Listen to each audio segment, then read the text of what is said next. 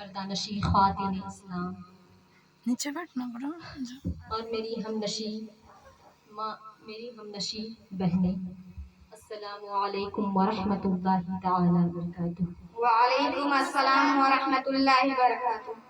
ایک بار میں پھر سے گزارش کروں گی کہ اپنے دوپٹے سے اپنے سروں کو بہترین طریقے سے ڈھانپ لیں، کیونکہ یہ میرے نبی کی محفل ہے۔ اگر یہاں ایک بال بھی نظر آ جائے تو میرے مصطفیٰ محفل پاک میں تشریف نہیں لاتے۔ اور یہ بھی گزارش کریں کہ جہاں اچھا لگے وہاں سبحان اللہ ماشاء اللہ سے نمازتے رہیں۔ یہ نہ دیکھیں کہ ہم کم ہیں، بلکہ یہ دیکھیں کہ ہم میں کتنا دم ہے۔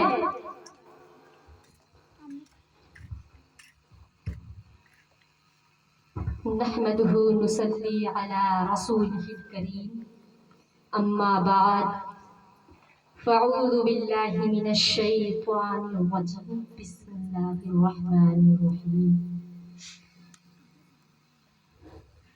وما ارسلناک الا رحمۃ للعالمین، صدق اللہ المولانا العظیم وصدق رسولہ النبی المتین الامین الکریم، ونحن على ذلك لمن الشاہدین والشاکرین والحمد للہ رب العالمین۔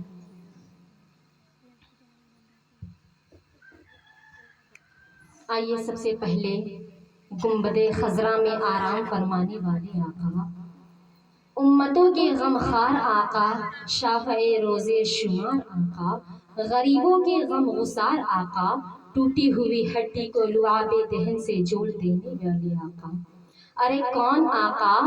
ارے وہی آقا جن کے صدقے میں نمازیں ملی، ارے وہی آقا جن کے صدقے میں اذانیں ملی، ارے وہی آقا جن کے صدقے میں آسمان ملا، ارے وہی آقا جن کے صدقے میں زمین ملی، ارے وہی آقا جن کے صدقے میں قرآن ملا، ارے وہی آقا جن کے صدقے میں پوری کائنات ملی۔ بے شک سبحان اللہ۔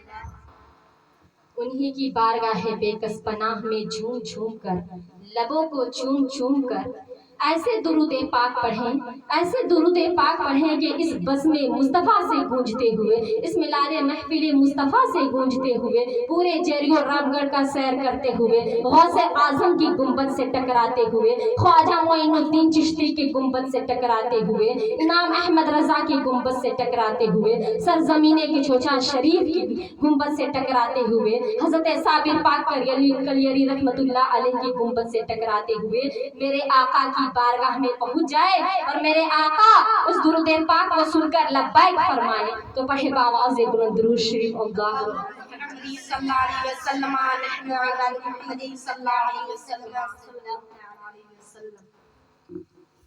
ہے عورت کے رنگ بے شمار، ہیں عورت کے رنگ بے شمار، کبھی کلی کبھی پھول کبھی خار، تیرے آنسوؤں کے ہیں کتنے روپ، تیرے آنسوؤں کے ہیں کتنے روپ، کبھی شعلہ کبھی شبنم کبھی آبشار۔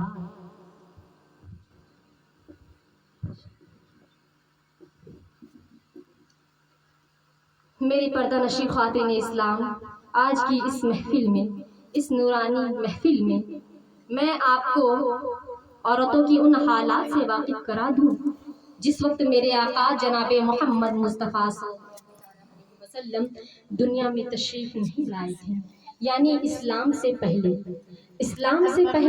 جس وقت میرے آقا دنیا میں تشریف نہیں لائے تھے، اس وقت جانتی ہیں نا میرے آقا کون ہیں؟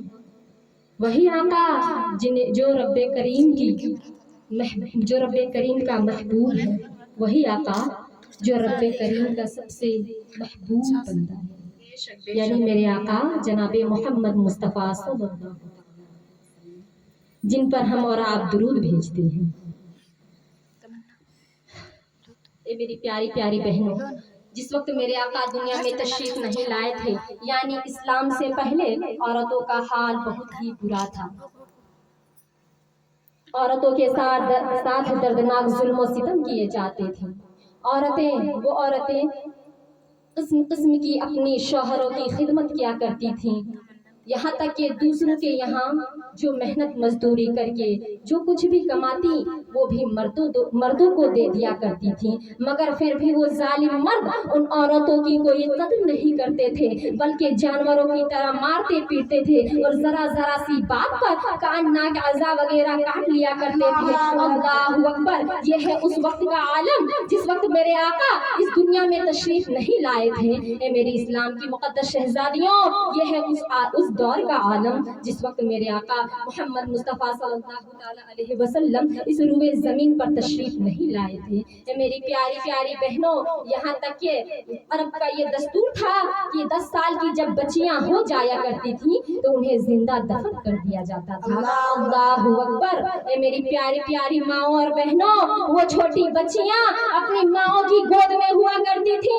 मगर वो जालिम बाप अपनी बच्चियों को उन माओ की गोद से घसीटते हुए एक सुनसान बयाबान जगह में ले जाकर उसे दफन कर दिया करता था। अल्लाहु अकबर। वो बच्चियां रोती रहती थी, चीखती रहती थी, तड़पती रहती थी अपनी माओ की आगोश में आने के लिए, अपनी माओ की गोद में आने के लिए, मगर वो जालिम मर्द उन औरतों की चीख को, उन बच्चियों की रोती बिलबिलाती आंखों को नहीं देखते थे, बल्कि उनके साथ बेरहमी के साथ उन्हें घसीटते हुए एक सुनसान बयाबान जगह में ले जाकर उसे दफन कर दिया करते थे। अल्लाहु अकबर। जरा गौर करें उस वक्त का आलम जिस वक्त मेरे आका इस दुनिया में तशरीफ नहीं लाए थे। ए मेरी प्यारी प्यारी बहनों, अरब के बाज़ कबीलों में ये जुल्माना दस्तूर था कि औरतें जब बेवा हो जाया करती थी तो उसे एक छोटी सी तंगो तारीख झोपड़े में कैद कर दिया जाता था। वो औरतें उसी छोटी सी झोपड़े में अपनी सारी जरूरियात पूरी करती थी, न वो गुस्ल करती थी, न नहाती थी, न कपड़ा बदल